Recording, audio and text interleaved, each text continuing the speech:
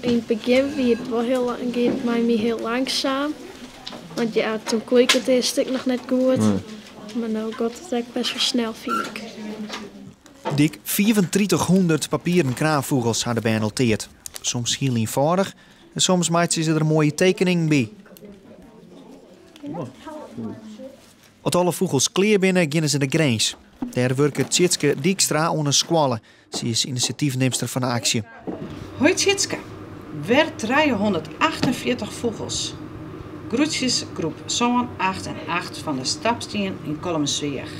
Er komen nog meer. Ik ben van haar klasse tere kraanvogels.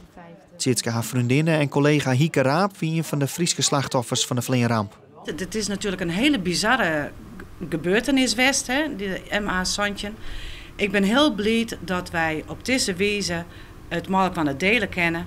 En dat op mij goed. Want dit is een wereld die ik snap. En een heel soort beelden op televisie snap ik net. De actie had tot nota 30.000 kraanvogels opsmeten. De actie van Tjitske in gewoon terug, ik na deze nationale bedenkingsdag. Tjitske wil graag dat de duizenden vogels uiteindelijk toch een kunstner verwerken worden in een kunstwerk. Als ik zelf een kunstner wezen zou, dan zou ik kiezen denk ik voor een hele grote kraanvogel van plexiglas. Waar het als een spaarpot steeds maar die vogeltjes in te lonen komen.